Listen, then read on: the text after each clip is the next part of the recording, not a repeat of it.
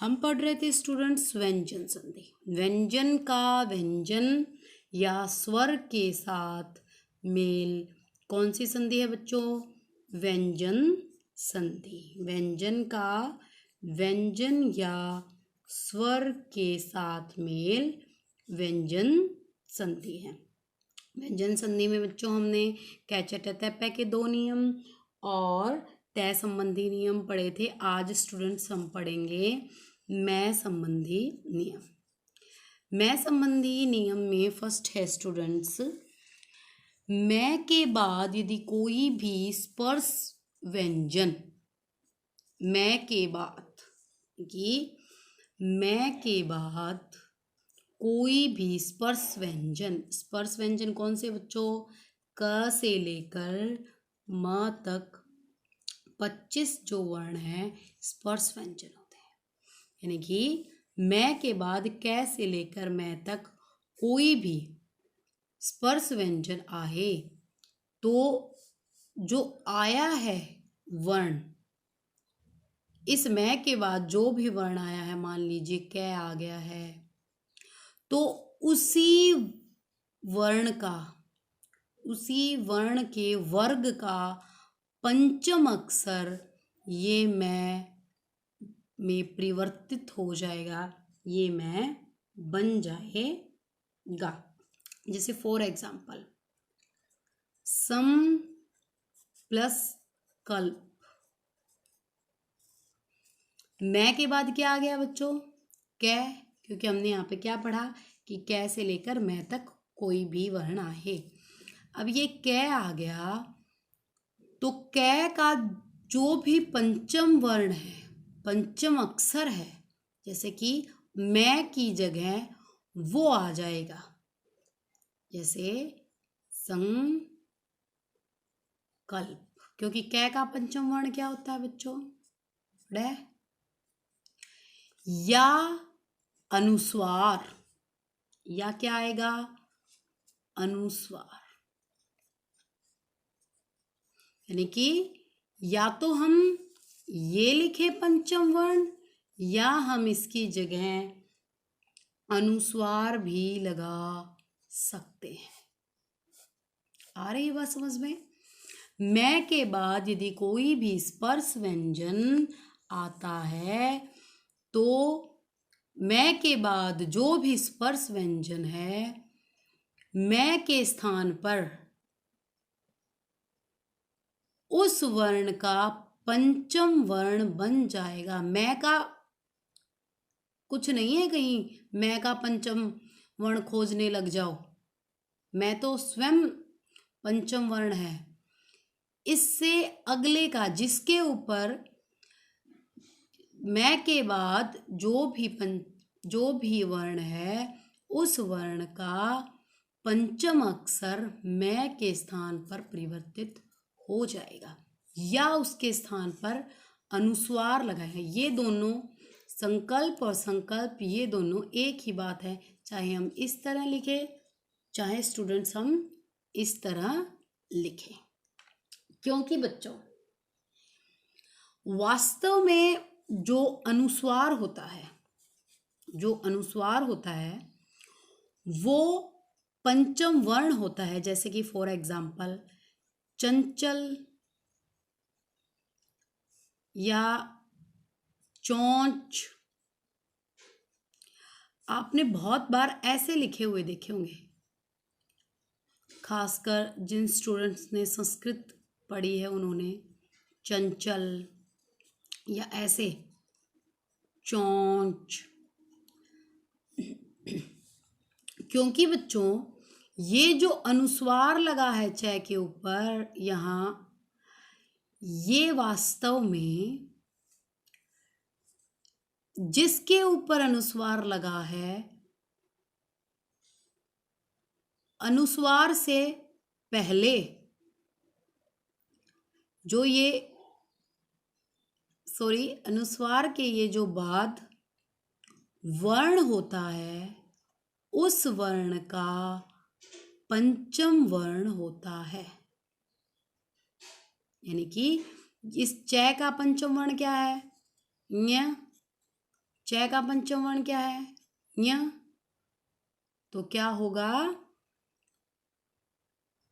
इसका पंचम वर्ण ञ है, तो वास्तव में ये और ये दोनों एक ही बात है। लेकिन जब कभी आपको वर्ण विच्छेद करना पड़े तो आप इस प्रकार करेंगे, ना कि आप इसके स्थान पर न लिखेंगे।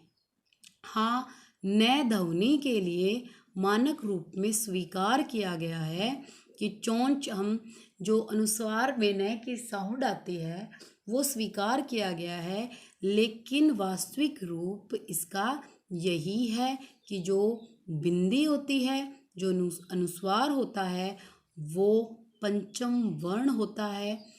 जिसके ऊपर अनुस्वार लगा है उसका नहीं, अनुस्वार से बाद वाले वर्ण का पंचम अक्षर होता है। ये बात ध्यान रखें स्टूडेंट्स।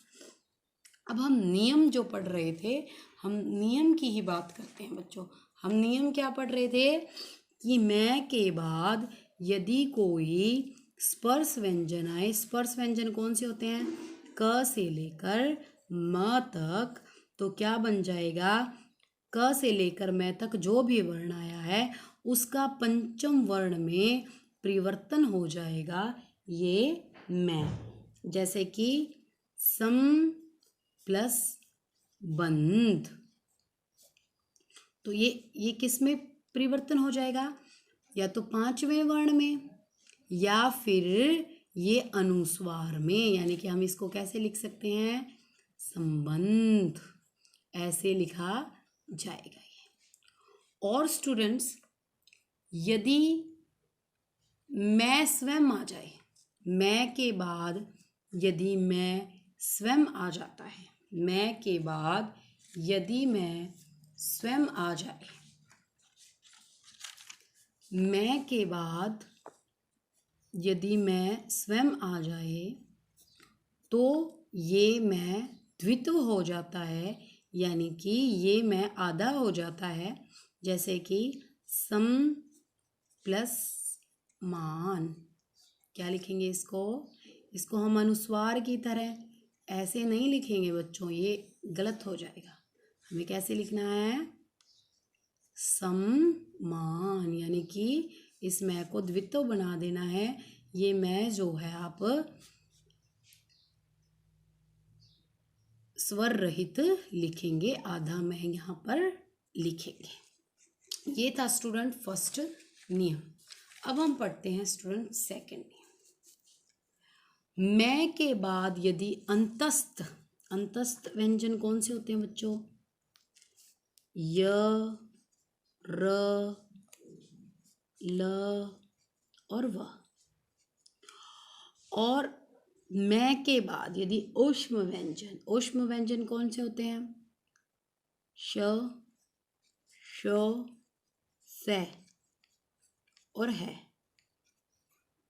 आ जाए। अब हम सोचेंगे बच्चों इनके तो पंचम वर्ण ही नहीं है, पंचम वर्ण नहीं है, तो इनकी जो पंचम वर्ण है मैं और न ही साउंड मानी जाती है। लेकिन यदि मैं के बाद यरलव है हो या ऊष्म व्यंजन हो तो हमें मैं को क्या बना देना है? हमें मैं को अनुस्वार में परिवर्तित कर देना है। फॉर एग्जाम्पल सम प्लस योग, क्या बनेगा बच्चों? संयोग। अनुस्वार की साउंड हमें लानी है बच्चों, संयोग। जैसे सम प्लस सार, क्या बनेगा?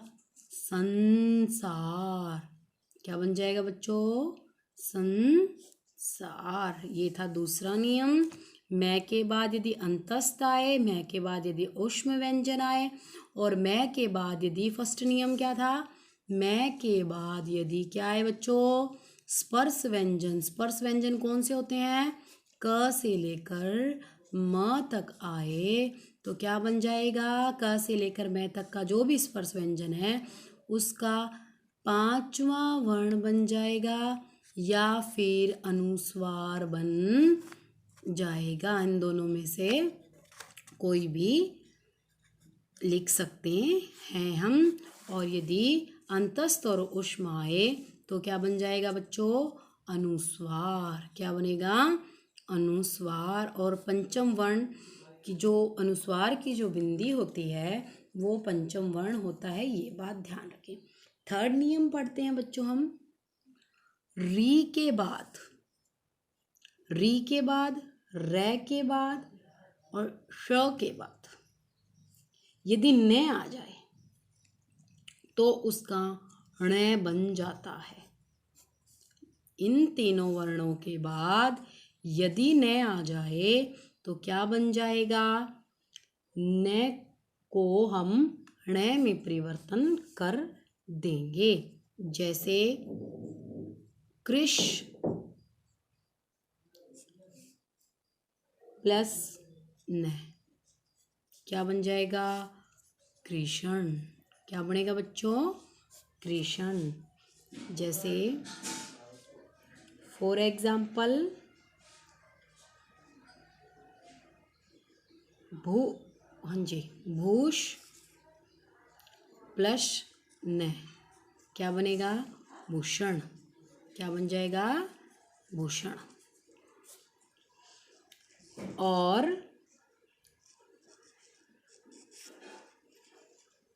पर प्लस मान जरूरी नहीं है बच्चों कि तुरंत बाद ही आए, ये बात भी ध्यान रखना। बीच में कोई भी व्यंजन हो सकता है, व्यंजन स्वर बीच में कोई भी हो सकता है।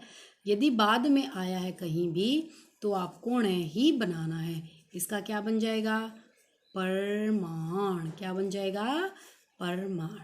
आज स्टूडेंट्स जो हमने 3 नियम किए हैं वो आप अच्छे से रिवाइज करें, इनकी प्रैक्टिस करें, अच्छे से पढ़ाई करें। Thank you so much.